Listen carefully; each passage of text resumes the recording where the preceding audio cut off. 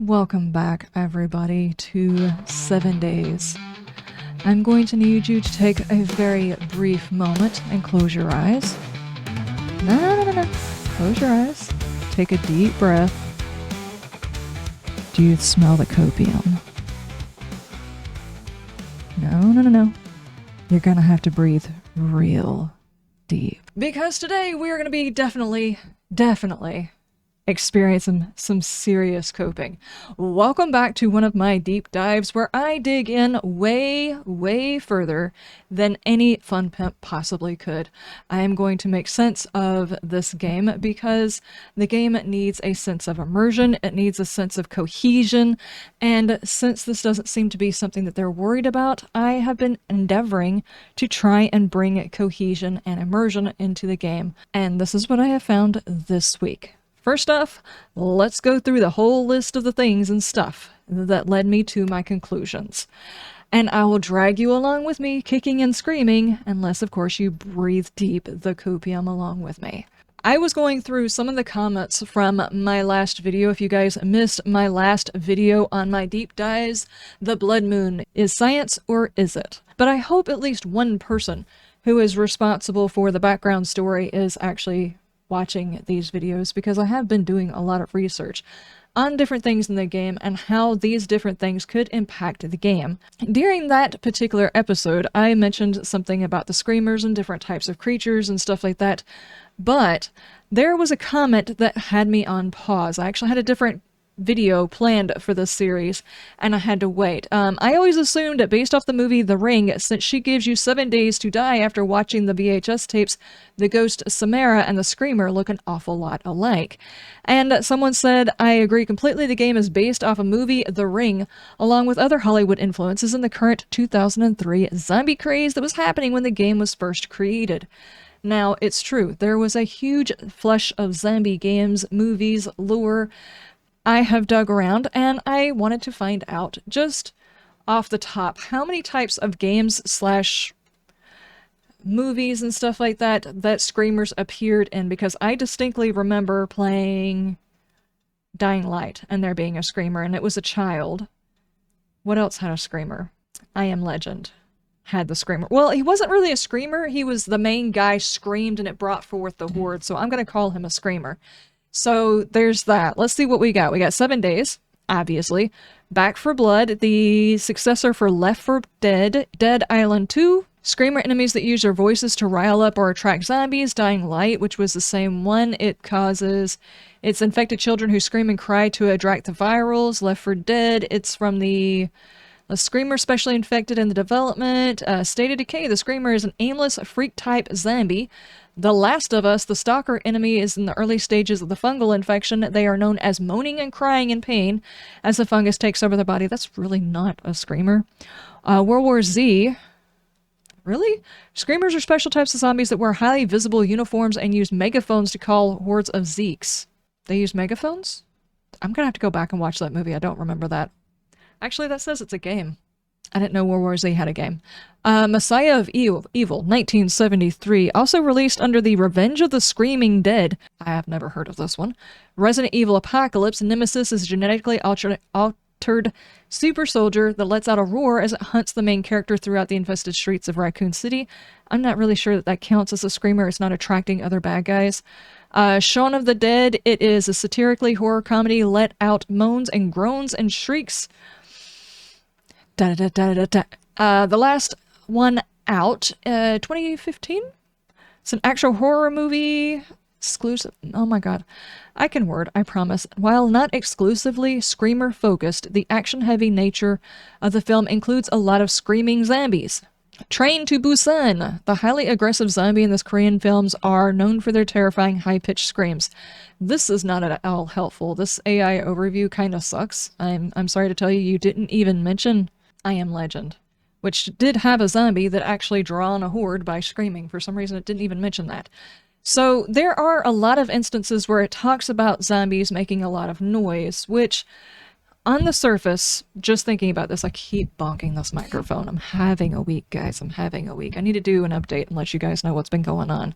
aside from just thinking about this on the surface, with the little bit of science that I do know about the human body as it breaks down as we age, things like that, all of us who are over, you know, our 20s or whatever, have probably already had the situation where certain body parts are not working the way that they're supposed to, and one of the quickest things to go is vision. It just steadily gets worse as you age, regardless to what you do, and there's really not a whole lot you can do about it other than to do eye surgery, and it's still going to go back to falling apart.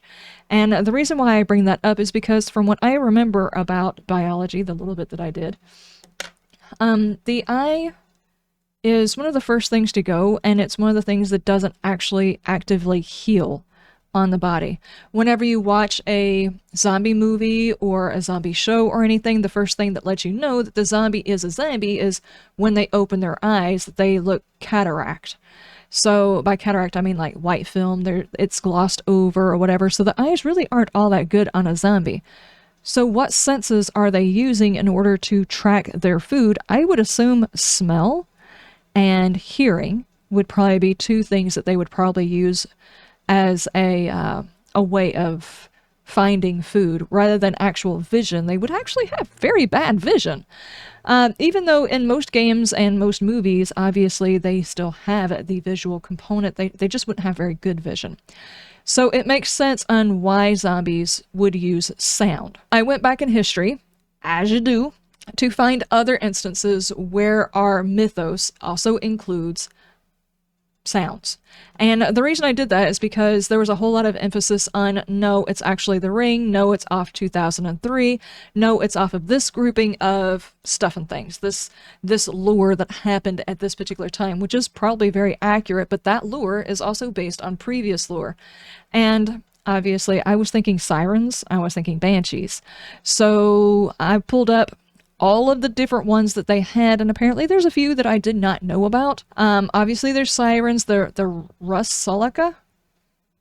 It's a water spirit or a nymph. I did not even know this. The banshee, obviously. We've got the Lorelia. I don't even know how to say that right, but it's German. Vassagrim, which is Scandinavian. The Kelpie, which is the Scottish one, and there was another one that Grok brings up in just a second. The reason I even knew what it was because I had watched Supernatural. I will offer this yet again for those of you who do not understand, and for those of you who are new to this actual series. If you are using AI in order to research something or find information, use it very sparingly, because AI is going to search the entire internet for information, and it's going to bring it to you whether it's true or not. So if you're trying to look for something that's health related or things like that, you might be getting untrue articles that are out there in the world that are on the internet, and it's just going to cite those articles. These little things right here, 7 sources. Where else does it have it? It's got a YouTube video here. It's got 3 sources here, over here. It's got these little things right here. These are the sources that it's bringing to you. These are the articles it pulled its information from. So if you want to go back and check the articles for truth, for clarity, for whether or not there's been anything new added to it, definitely go through these things and find out more information. Don't just go based on what you find out here. We are supposing a game, we are myth-busting a game, we are building lore on a video game, so therefore I'm not going to dig much deeper than a whole bunch of questioning and, of course, most AI thinking I'm trying to cause the zombie apocalypse. Let's move on to what Grok actually had to say. My question was, taking information, let's try a new angle. What we found out last time, basically a red moon is actually a lunar eclipse. So assuming that it is actually a lunar eclipse means that the lineup of the planets has shifted dramatically, and we found out that that's probably not the case. What it actually is probably the dust up from the nuclear stuff that happened during our apocalypse, which means that every time the moon is full, we see the moon turn red, and that red wavelength actually impacts the zombies. My question is actually how and in which way a screamer would impact the zombies, why she could call certain ones, how she would have to look if she called certain ones, the frequencies she'd have to use in order to do them. And that's basically what I went through with this particular zombie, with Grok, because Grok has got still my lineup of all the questions I had before. If you ever want to go check with your Grok, which is X, for those of you who don't know, I am on X. My links are down in the description. For those of you who are interested, the Grok program allows you to pull up old conversations and build on those conversations. And since I'm constantly bringing this stuff back, I like using Grok because it can remember what we were talking about before and continue off of that conversation. It's getting kind of snarky with me because I'm pretty sure it thinks I'm crazy, but that's fine. I don't care. Tying in the zombies, she brings hordes with other zombies using historical myth. Can we tie volume, pitch, and sound wave to zombie attraction and increased intelligence? Basically, yes. The long and the short of it. It goes through a whole lot of stuff. It thought for 5 minutes to bring me all of this information. Nazir, the German folklore. Okay, so what it brought up was the Banshee, the Pontiac, and the Nazir, which is Irish, Indonesian, and German. And basically, it's the same thing. There are frequencies which attract things around it. I'm not going to get into the specifics of the historical things having to do with these. I think most people know what a banshee is. And the other two are basically the same exact type of creature in different areas, but they have different effects. Some of them, it attracts bad guys, it attracts the dead, it kills things that are attracted to it, it lures things in for death. There's a lot of stuff. It's not just the banshees, it's also sirens, it's also a lot of things, but it says historical myths are rife with ethereal beings using vocalizations to draw in crowds, whether victims, spirits, or undead kin. That's essentially what it was. And I've covered a lot of information about this in previous videos whenever I covered just like random bits and bobs. But taking this information, I needed to build out what I wanted Grok to be thinking about in order to get my answers properly. So I started with this question, even though we kind of already knew this information. Let's move on. The next thing that we were talking about is the pitch and the sound waves, or boosting intelligence, increasing the zombies' smarts via the scream. The myths are often linked to music, chants, and divine voices to grant wisdom or awakening higher faculties, which we can speculate resonates with brain regions like the visual cortex or default mode network from red light chats via acoustic simulation. High pitches could trigger neuroplasty in decaying brains, overclocking minimum cognition for tactical hordes, low volume whisper secrets, blasting shattered mental barriers. So we've also got other ones that are like, they bring in the smarts, as it were. I don't know. I said intelligence and it started using smarts. I guess because I'm talking about zombies, it automatically thinks I'm in middle school or something. It's talking about the muses, the divines, the Coas, the Pied Piper, you know, the one that plays the flute and brings in all the rats and stuff like that. And it also tied it into my red light regiment, which says the blood moon's chrism. Okay, and it also ties in the red moon, which is the blood moon's crimson filter could amplify sound propagation. Red wavelengths aid in atmospheric scattering, making the screamer's call as supercharged intellectual boosters during the eclipses, which are not actually eclipses, they're just blood moons. But also, the horde already finds you. And the screamers aren't actually in the horde night. So oddly enough, the screamer's effectiveness is gone during a horde. Her scream is not just noise, but an ancient echo summoning doom and sharpening the undead edge. If we amp this up with more specifics, or twist it further, what's my next angle? So now I actually wanted to speculate what pitch we would need and what would it do. So this one I actually didn't think of until after it started talking about the other pitches and things like that. The low frequencies, like the Banshee, it is going to be for echoing across hills through night, summoning doom from afar, described as thin screeching sound somewhere between the wail of a woman and the moaning of an owl, often piercing enough to shatter glass, implying high volume, high resonance. For our screamer, low frequencies, and for sound around less than 20 hertz could be a key for attraction as they travel vast distances without scattering, bending around obstacles like trees or ruins in our post-apocalyptic world. I guess the best way to describe it is basically different frequencies can travel a different amount of distance depending on the frequency, depends on whether or not it can break through barriers like solid objects, through fog, whether or not it can travel across hills and stuff like that. For those of you who know anything about like whales and things like that, their cries can be heard miles and miles away. Not cries, but their wails can be heard. Whales making wails. Their groans, moans. I don't know what they're called. Anyway, they can be heard a long distance away, and they carry a long distance intentionally because they're basically talking to each other. So if we're just assuming that these wails that she's doing, these cries, these alerts or whatever that you want to talk about, have to travel long distances in order to bring in zombies that are, for some reason in our apocalyptic world, not always around us, she would have to draw them from far away, so we're talking around the negative 20 hertz range. Elephants use infrasound for herd calling spanning miles, alerting distant kins without alerting predators.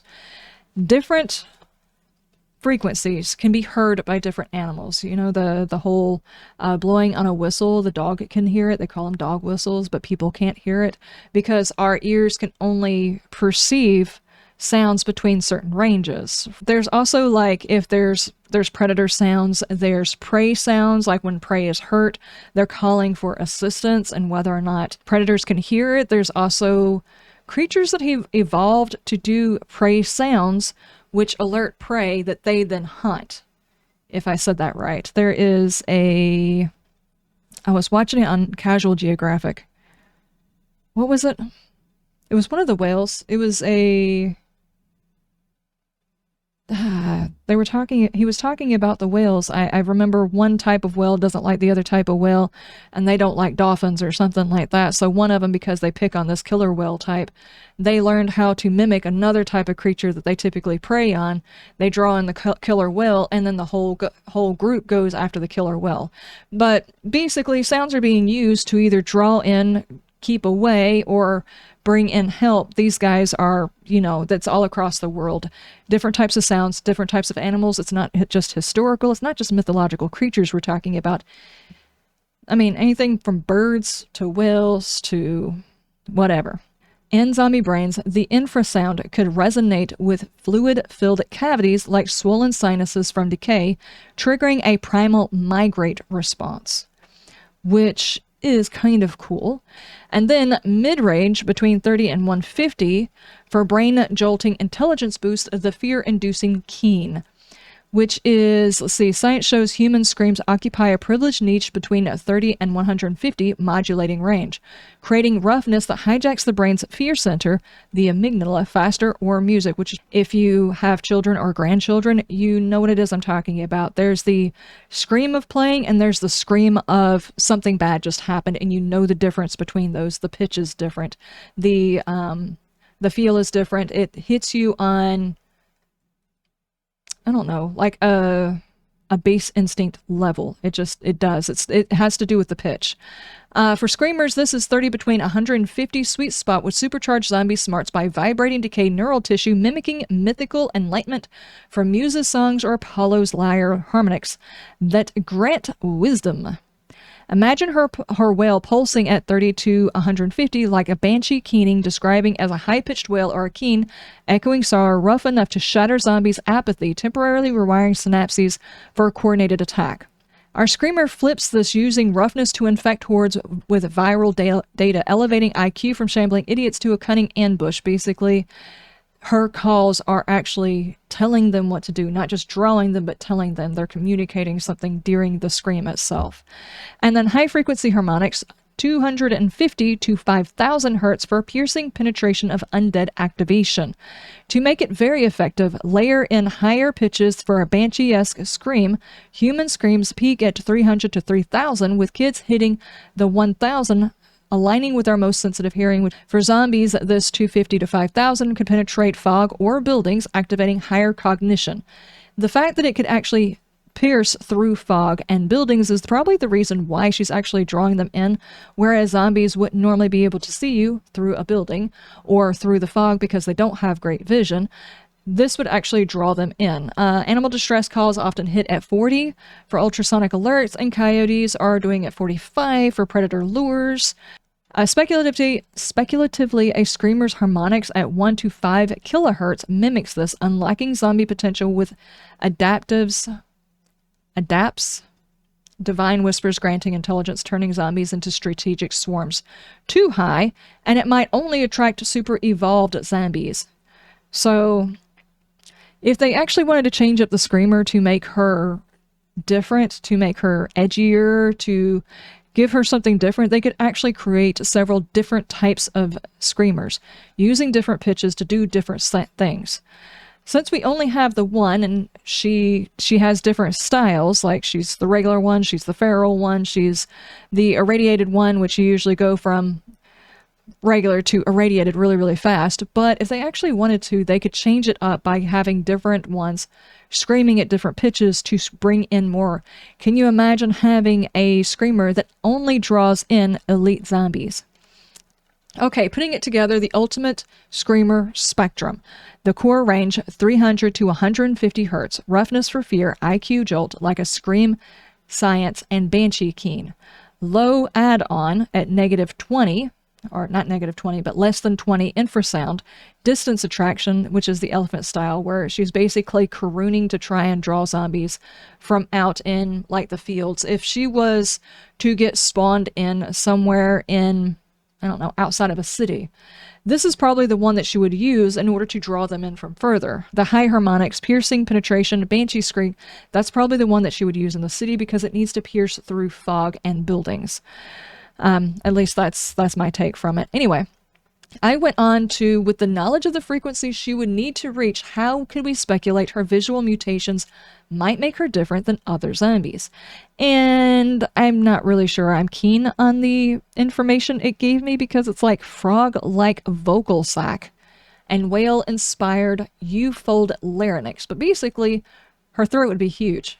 Her mouth would be big, obviously. But one thing that I didn't actually take into account is she would actually have oversized ears as well. Because in order for her to modulate the noise that she is making for the type of scream she is using, she would need to be able to check her frequency. And this would also make the screamer a very intelligent bad guy. So if we were to ever at some point or another later on in the game's development add in intelligence levels to our zombies. There's a lot of people who are like, you know, if we had intelligence levels to the zombies, the game would be more interesting. If we had, at low levels, stupid zombies. Kind of like Alpha 16 zombies, or something like that. If we had that style zombie, and then later on the zombies become smarter, maybe not all of them, but some of the zombies, and then later on they become quite a bit smarter, you could actually add in different types of AI for different types of bad guys, depending on what it is you're actually looking for. And the Screamer would be a more elite style zombie with several different versions of herself, or the ability to morph into different versions of herself. Right now we have a Screamer that calls in several of her sisters, and I don't care what the Fun Pimps say inside their updates, that has not changed. She will always summon another, if not 2 or 3. And typically when she's brought in, it auto-summons 2. And it does not take very long for you to immediately get irradiated ones. You don't have to be that high a level to get an irradiated Screamer. So I'm not sure if that's ever going to be patched or if it's intentional. It also says an oversized skeletal or spectral glow. It kind of defines it as a tall, thin creature with a bulging neck and a large head because of resonance. And obviously it threw in the information about me saying something about the red glow and stuff like that. And apparently red is also very good for carrying sound waves. So it kind of fits in that the Screamers would actually have more of an impact during a Horde night, not just during the regular times. Maybe if the start of the Horde was actually signaled by a Screamer, a red one, is basically what that is saying. And I tried to get it to draw the Screamer. It drew a Smeagol with a frog neck. That's disgusting. I don't want a Screamer like that. I like her the way she is. But That is all of the stuff that I found out about the Screamer and how she could scientifically and mythically be exist in this world. It's not just in ours, but if you think back on it, they've existed in a lot of games, they've existed in a lot of movies, and even if there isn't a screamer per se, there is still a scream or a growl or a howl that the leader of the zombies typically do, especially if you have like an intelligent one like I Am Legend does, and apparently a few others have done that before too. If there is a hierarchy of intelligence whenever the zombies are involved, the Screamer was probably one that would probably have morphed. How would a creature like this have existed? This is actually not a question that I've talked with Grok about at all. Whenever we're trying to place this type of creature in the world, we have already discussed the timeline. Whenever we talk about the timeline, we have the virus, we have the response to the virus, we have the fail of the response, then we have nuclear, and then we have post-apocalyptic. So exactly when would this creature have been created? Probably during the response time. I don't think it was created by a mutation in the flu. I don't think it was created by the zombie virus itself. I think this is probably a response to one of the types of cures that were created. I have a feeling that most of the variations in zombies were probably created in an attempt to cure the original flu virus. I'm not sure whether or not the zombie was actually created not unlike this too. I think there was originally a flu that had a high mortality rate. If you've watched my timeline on this, you probably already know this, but in my opinion, the way the timeline would have had to have worked is there was a flu type of thing that was going around that evolved to have a high mortality rate. In response to this, the world locked down and a response was created. The response was issued to people or experimented on, and that cure was issued prematurely because the virus still happened, the flu still happened, but those people came back. I think the cure caused the zombie mutation from the virus. The flu virus killed them. The cure brought them back, and I don't think that the zombie virus exists anymore because I've also talked about that before in one of my other deep dives where I say there's no way your character's ever going to turn into a zombie in this particular game because there is no evidence that your character would turn into a zombie. All of the zombies were created during the initial outbreak of the flu/cure being issued and the cure turning them into zombies. So I think given the timeline that I have so far come up with, it has to be a mutation that was created by the cure, possibly in response to them. If they created a cure, issued it, people died and came back, and they had time to try and create new variants of this cure, or they just continued working because they knew it wasn't foolproof. I think they probably would have created a few variants, which probably is the reason why we have like the spider. We have the white, which is probably a variant. They probably practiced on animals, which is probably the reason why we have Grace. We do have wolves. We have dogs that have died and turned. So maybe they are from the first flushing of them trying out this new cure. And the secondary one probably, I would say, unlocked some sort of gene from a predecessor, like back when dinosaurs and stuff like that, so I think it probably unlocked some sort of genome whenever it comes over to that. I would say they probably took some of these, either the people that were sick or the ones that had already been experimented on and came back possibly, and experimented on them more, and we got the Screamer, we got the White, we got the Spider. I would say the cop is probably from some sort of chemical spill, and I still say that the cop is not the one that should be spitting. It should be the guy in the hazmat suit. That's just me. The plague spitter should probably not be the one that's spitting out some kind of insects. I really think it's probably something that should exist inside of the pine forest and be like a beekeeper, and it's just not that it's actually ejecting out these guys, it's just that the bees exist inside the body of the zombie itself.